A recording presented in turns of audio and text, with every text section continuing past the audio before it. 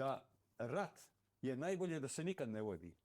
Ali ako se mora voditi, onda se mora voditi po nekim pravilima, strateškim pravilima. Dakle, treba izbjeći rat. Inače stoji u strategiji da je jedna od mnogih tih postulata, odnosno aksioma, da je najbolja bitka ona koju ste dobili, niste ni vodili. Primjer toga je mirna integracija hrvatskog Podunavlja. Jer smo mi vratili bitku, dobili u jurisdikciju Hrvatske države, a bitku nismo ni vodili. Iako je bila pripremljena operacija, ako oni ne pristanu, pa su pristali. Srbi zato jer su dobili informaciju što bi im se dogodilo i sve ima svoje, ali to su neke druge vrste operacija koja se inače zove nazivima Manjinjorku. Zašto se to dogodilo? Dakle, treba izbjeći rat. I sad imamo Domovinski rat, percepcije poglavito branitelja, Srbi glavni protivnici. A ima isto jedna strateška zasada, ako protivnika ne možeš pobijediti, pridobij ga za sebe. I sad ću ja izreći, mnogi će me napasti, ali ne razumijem što ću ja reći. Nek me dobro razmisle o ovoga svega što smo govorili do sada, radi sadašnjosti i još više radi budućnosti. Nek uzmu sve u kontekst. Ako Englezi kukaju, ako Turci čekaju, kao što su čekali 30 godina na Drini, da bi 1443. srušili Hrvatsko kraljevstvo Bosne i Hercegovine. 30 godina su čekali. Vidiš, to je to u strategiji čekanja ili zastoj da bi zadao udarac. To je isto jedno od načela strategije. Evo sad imamo malu školu strategiji. I da se preduhitri. Ajmo ovako zamisli. A mi potpisali, to je najgore što je mogao biti potpis vojni sporazum Hrvatska i Albanija. Ma kakva Albanija, kakvi Albanci? Bugarska. I Bugarska. Pa kako Albanci? A protiv koga je to?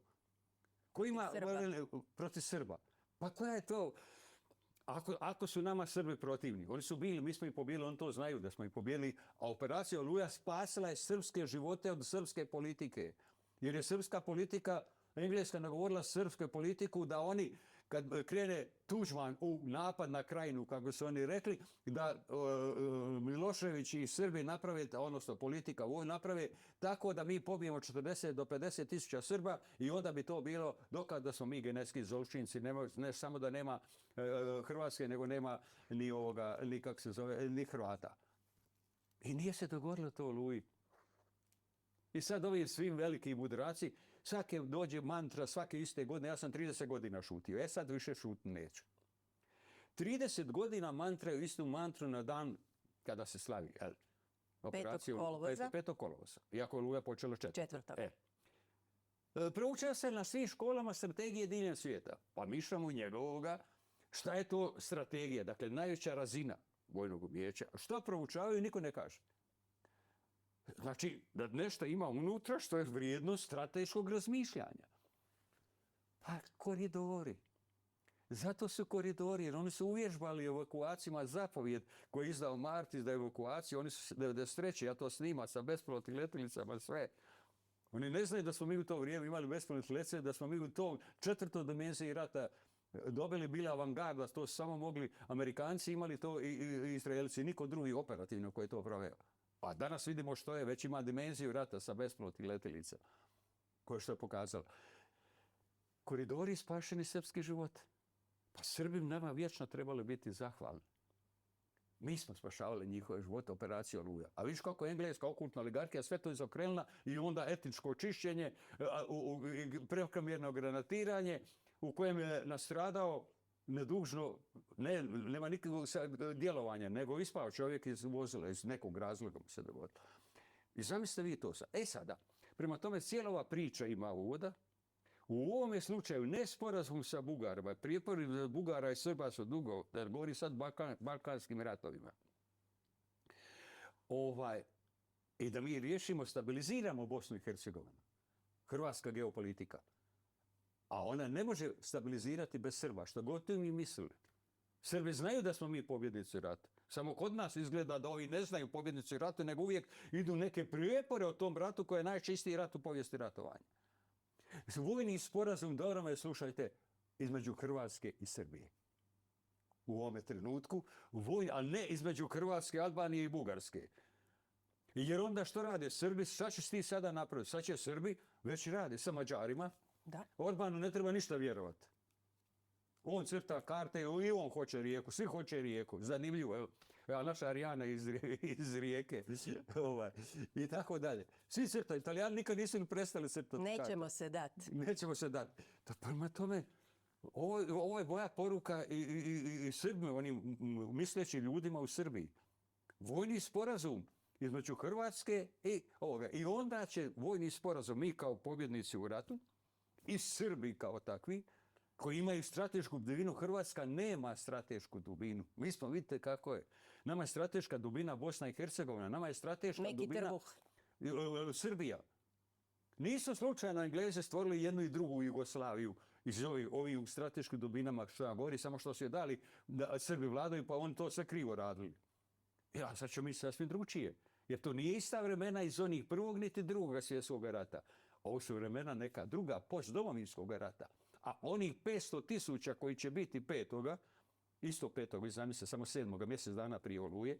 I to ima zanimljivo. Ništa nije slučajno? Moguće da nije, možda je, ne znam.